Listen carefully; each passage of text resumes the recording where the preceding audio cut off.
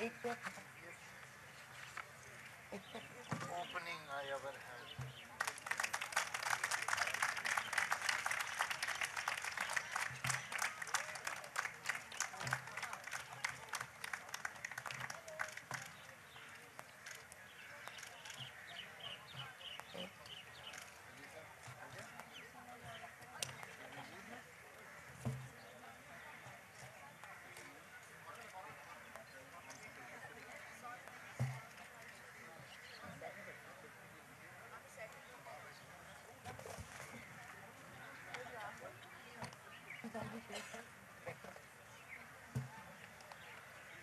As we wait for Rahul to join us, maybe I should briefly introduce Aamir. Not that he needs introduction for many of us, but Aamir Bashir is an actor and director known for his roles in A Wednesday, People Live, and most recently Heather. Bashir was born and raised in Kashmir and is a graduate of St. Stephen's College, Delhi. His acting career began with a very small role in a television series called Bhavar. In A Wednesday, he's from Kolkata since August 2008. Under her leadership, the magazine has established itself as one of the leading torchbearers of alternative journalism in the country, having won several awards, including the United Nations supported Ladli Award for Gender Sensitivity and the ASRA Award for Excellence in Media. She's also a poet whose works have been published in various national and international journals. She's currently working on 2 collections of poetry. Rahul will be with us very, very soon. He's inside and he's on his way to the venue. I suggest, Pritha, maybe we should start and wait for him to join us. Yeah?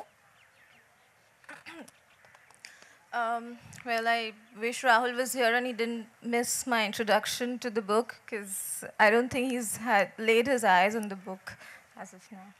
But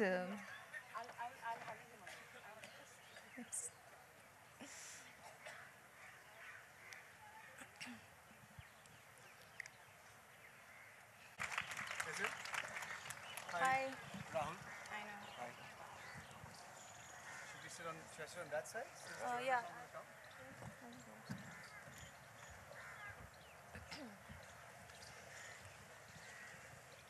Right, so I can finally start now, okay?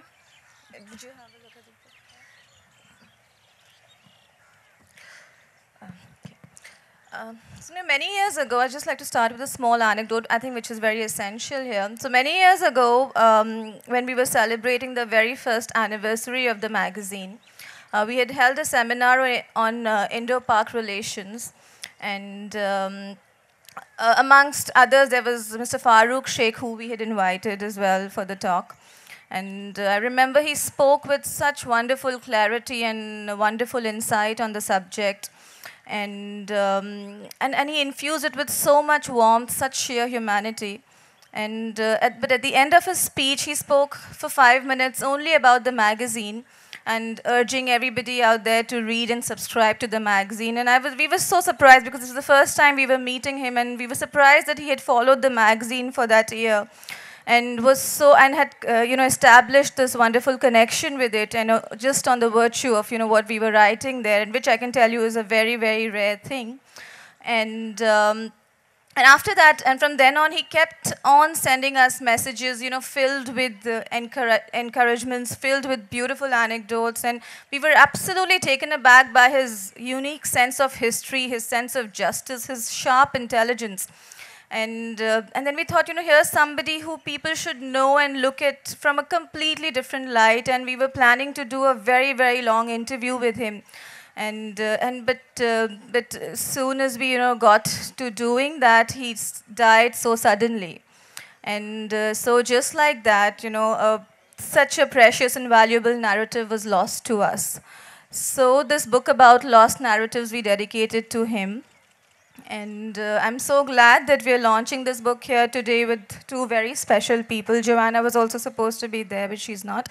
But in any case, 2 very special people who've worked with varied people and in varied places to know and understand the absolutely elusive nature of knowledge and how fragile it is. So let me just start with Aamir, because Aamir features prominently in the book. And I'd just like to, start with quoting him from the book. Did a very long interview with my colleague Shayan on his film Harud, which means autumn, and it was a film on Kashmir. And if you haven't seen it, I'd really urge all of you to go ahead and see it. And so while he spoke about the storytelling process, the story writing process of the book, of the film, he says that me and my cinematographer decided to visit Kashmir and write one of the drafts there. This immersion was critical. Everybody has an opinion about Kashmir, but it's only when one has been there that one can experience the claustrophobia and the oppression.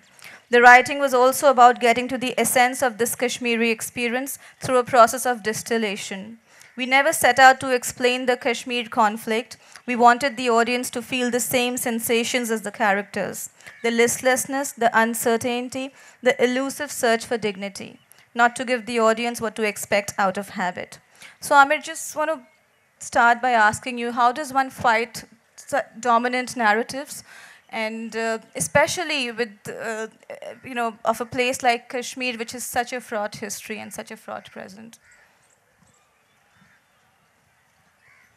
I guess one can only fight the dominant narrative by continuing to tell your own stories. And that is something, I guess, that comes naturally to everyone. Everyone is actually narrating their own story to whoever they're interacting with. So that is, I guess, the freedom or the power that an individual has, and which can be used in tackling the dominant narrative. As far as my own film was concerned, I guess the motivation again was similar, because having grown up in Kashmir, when I moved, for example, to study in Delhi and then started working there and moved to Bombay, I got the impression that the dominant narrative coming out or prevalent in the rest of the country was of Kashmir being, of course, this beautiful place. And that's where it stopped. It was only, everybody felt sorry for Kashmir, but the place, not the people. And that's what sort of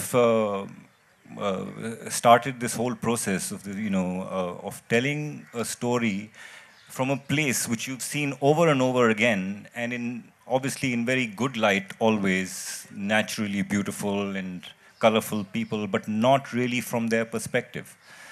And this whole idea of Kashmiris being this violent people, who are primarily, all following this sort of jihadist ideology, whereas the truth is far from it, because if you go back even 200 or 300 years back into Kashmiri history, this is a people who don't have a history of war. This is not a martial race. So to say these people have suddenly overnight become these savages was obviously false. And we don't have a historical figure that we can look up to and say, oh, this general who won this and that war. In fact, the last known Kashmiri king was actually called to Delhi by the Mughal Emperor Akbar and executed there when he was called for negotiations. And he's buried somewhere in Bihar. So yeah, so this is what. So this just the idea of telling the story. If you have to repeat it over and over again, that's how you fight it. Just to get Rahul into this, Rahul, I'd read an essay by Umberto Eco, which was called "Why an Island is Never Found," in which he says that an island in its very essence is always la insula perdita, which is a lost island, and always representing a geography which is of the unknown or the little known. And why I specifically, ask you this is because yeah, in today's times, theoretically, it seems quite ridiculous, in the information age that we stay, that, an island could be lost. But practically, we do know that, and I'm asking you this because you worked so much in Andaman and Nicobar Islands, and I really don't remember when I heard about the Andamans. It was just during the tsunami. We still have a narrative about Northeast. We say that we don't talk about it, but we don't even talk about the Andamans at all. So tell us about your experience working there. What is it that we don't know and why we don't know? Well, Pritha, with your permission, I'd like to just delineate what I think are the broad contours of how I interpret today's topic. I think that narratives are lost or not seen for a few reasons, and I'm sure we all have. I'm sure you can add to these reasons that I've been thinking about. I think first, certain narratives are not recognized because they are inconvenient. So they don't fall in consonance with a very comfortable generalization we make. For example, the Punjabis are warm, hospitable, strong, sturdy people, and nothing is going to sort of change that unless it happens with a profusion that gradually you're forced to get away from that comfortable position, which is exactly what's happened now. I'm sure some of you might know by now that Punjab is facing the greatest drug abuse crisis in the country, and that the statistics are shocking. The government Department of Social Security Development of Women and Children has said 1 person in 2/3 of all rural households is a drug addict. 75% of all youth are addicted is another statistic that could be disputed. Let's say it's 50%. It's an epidemic. So when will that narrative change of the Punjabi being a strong, sturdy, warm-blooded, etc., etc.? So to change that, this of course is a very grim way to change that narrative. But it takes a long time for us to move out of our comfortable generalizations. The second is, it's comforting. It's comforting to rest on a historical truth. The Andaman Nicobar Islanders are very, very ecologically friendly. They live off the land. They live simply and they live pure. They preserve their natural resources. Well, here's the story. 2004, the tsunami strikes on Boxing Day. That was the first trip I made. 2 days later, of 23 trips I made in 30 months after that, organizing relief and rehabilitation. At one point in the rehabilitation cycle, the whole talk is of how do we resurrect and rebuild the homes that have been destroyed. These beautiful homes, and obviously all of us dived into it. Personally, with the network I was representing, with a team of architects that flew to Delhi, met the Urban Development Secretary, spoke to the department, spoke about what kind of houses need to be made, sustainable, ecologically sensitive, blah, blah, blah. And at all points of time, we were stymied. At all points of time, we got the feeling that these suggestions were not really taken cognizance of. And we thought it was the government that was stepping in and saying, no, they'll just get these PWD shelters and stuff. Quite the opposite. And I get to know this maybe 6 months later. By then, I've become very close to many tribal chiefs, people who also control the administration, not from the government, but from the tribal side, of a cluster of villages and islands. And we're visiting this one island, and I'm talking to this gentleman, and I'm saying, problem kya hai? ये जो हमने जो designs दिए हैं, हमने नहीं, बहुत से संस्थाएं ने डिज़ाइंस दिए हैं, ये गवर्नमेंट पास क्यों नहीं कर रही है?